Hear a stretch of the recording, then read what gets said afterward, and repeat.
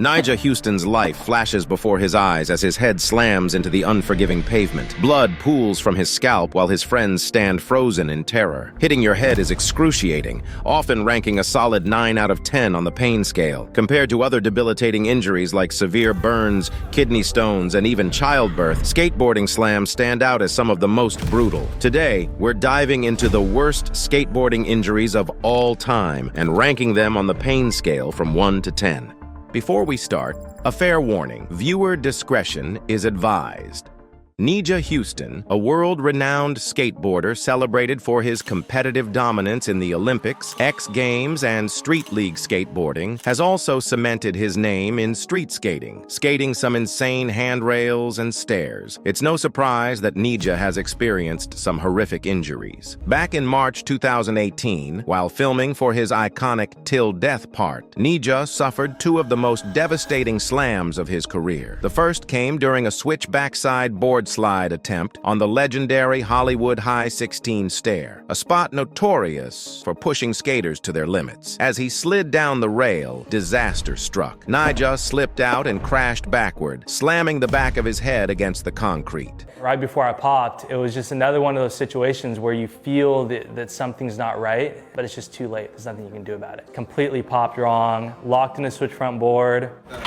I don't think it would have been that bad of a fall if I would have just sacked and slid down the rail, but my right heel wrapped around the last leg of the rail and it threw me back right to my head. And it caused me to hit my head so hard that you can see in the footage, I actually hit it twice. Bleeding from his head, he was rushed to the hospital where doctors stapled his scalp with 3 staples to stop the bleeding. Despite the setback, Nyjah completed the trick against all odds. Unfortunately, this was not his only mishap during the Till Death filming process. While attempting to land the opener for his part, Nyjah's second trick went horribly wrong. He lost control mid-line, plunging feet first into a handrail. The impact flipped his body, causing him to hit his head with enough force to knock him unconscious and trigger a seizure. Slam, it's just the perfect example to just don't hesitate, because if I would have just went for the Smith grind instead of jumping off at the last moment, then 99% chance I would not have slammed that hard. I thought it was a good one to do it, and then just the last moment I didn't feel right. Jumped on the rail, and I'd waxed the rail a lot, and my feet just completely slipped out, got wrapped up on the end of the rail, and just swung me around right onto my head so hard. After I hit my head, I started convulsing and having a seizure right away. Woke up in the hospital, just super out of it. I thought I was in Miami for some reason. It's weird thinking back and just not being able to remember that long of a time period, you know? My worst fall ever and worst experience slamming ever. Thankfully, Nyjah recovered, but the incident sparked concern from fans on Facebook and Reddit. One commenter wrote, "Your career is done, son. You're falling too much. I split my skull and lost teeth once. You're heading that way." This injury ranks an agonizing 9.5 out of 10 on the pain scale. Yuto Horigome, a skateboarding prodigy and Japan's first Olympic gold medalist, big spin front board. Yes, he does it. Take the lead. Oh, my goodness. It's a 97. 97, he's done it. is celebrated for his technical prowess and video parts like his April segment and Yuto Horigome in Tokyo. Despite his near-perfect execution, even Yuto has endured catastrophic slams. While filming for his Spitfire part, Yuto misjudged a rail, sacked it, and went flying headfirst into the ground. Miraculously, he rolled out and avoided serious injury. Thanks to his quick recovery, this slam scores a 6 out of 10 on the pain scale. Then there's Tony Hawk, the godfather of modern skateboarding, whose career spans over 4 decades. Hawk has redefined the sport through competitions, video games, and iconic stunts. But even legends aren't invincible. One of Tony's most infamous injuries came while attempting the notorious Loop of Death. Hawk entered the ramp with too much speed, lost control, and spun out midair as his board flew out from under him. His starting ramp was not really fast enough to get enough speed to do it. And the first rule of loops is that you don't pump out, because if you pump out, you do the Schaefer thing where you're off the wall and spinning in the air. My first attempt, I didn't quite stick on the wall at 12 o'clock and ended up knee sliding around. I was so like in the moment that I thought, oh, I just got to pump.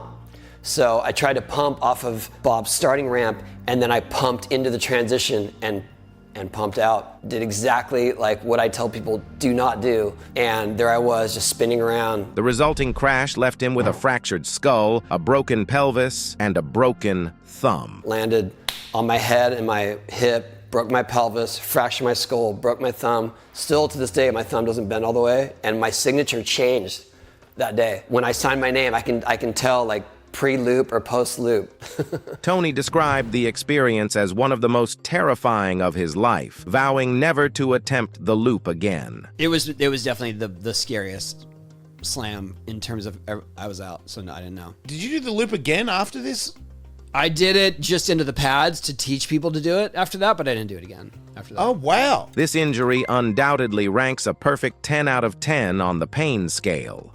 Jamie Foy, a contender for Skater of the Year, Saudi, is known for his mastery of kinked and technical handrails. During the filming of his Red Bull 5 for 5 part, Jamie encountered a bizarre situation. A security guard, irritated by Jamie's crew, taunted him by saying, "I'm gonna watch and hope you eat sh." "Oh no, I'm standing right here." And he was standing right at the wall. Like, "I'm standing right here, I'm gonna watch. You gonna do this, I'm gonna watch.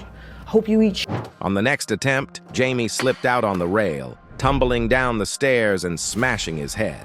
The security guard, visibly shaken, left the scene. And I get bodied, dude. Like, as soon as I hit the kink, just rolled out heels, flipped over, and like smacked my hand on the ground and like hit my forehead on the ground. Is that your hand or your head? I smacked my hand so hard I couldn't feel it for like probably like 20 or 30 minutes.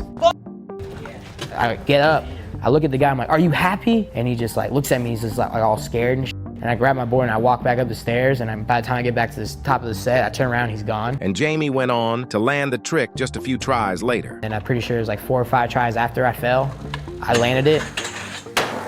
And it was funny because leaving that spot, Ricky walked up to me because Blayback like got the photo and was super hyped, and then it's like, "All right, dude, I gotta go meet up." He left, and Ricky was like, "Yeah, dude." He was too scared to watch you try the clip. He would take the photo around the door and then turn around and walk behind the wall so he couldn't see me try it. This painful slam earns a 7 out of 10 on the pain scale. Not all slams involve flashy tricks. Cater Silla's infamous wipeout occurred while filming for Baker 4. Attempting a backside 50-50 down a handrail, Cater leaned too far to one side, slamming into a light pole with enough force to topple it. The crash left Cater dazed and holding his head in pain. Though spectacular, this injury ranks a less severe 5 out of 10 on the pain scale. Finally, we arrive at Milton Martinez, a skater renowned for his daredevil approach to street skating.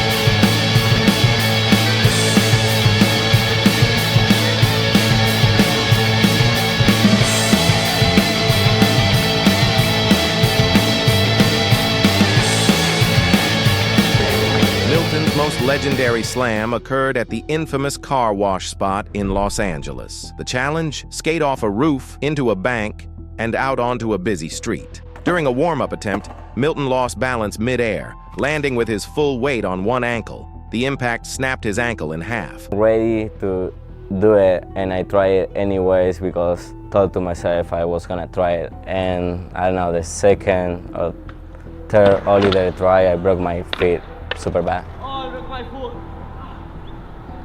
And that was the end of the video part. But, you know, that's how it goes. Milton was rushed to the hospital where doctors inserted screws to aid his recovery. When I was filming for the Volcom video, and they picked me up 5 in the morning, we went there, and I came back to my house with a broken foot. I remember Eliana's face. Isa's mom was like, what happened? We just moved to America, and this is the 3rd day. We didn't even move into the apartment pretty much.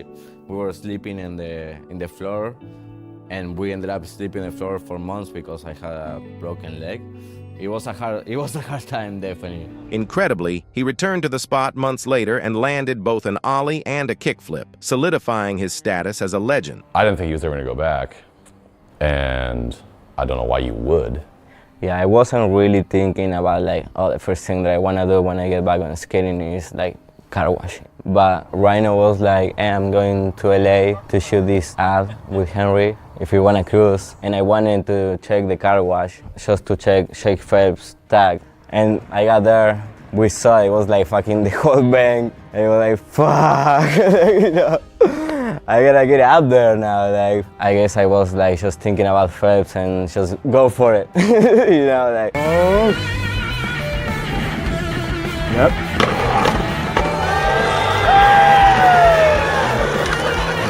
Hey, fuck it. Yeah, he just took it in.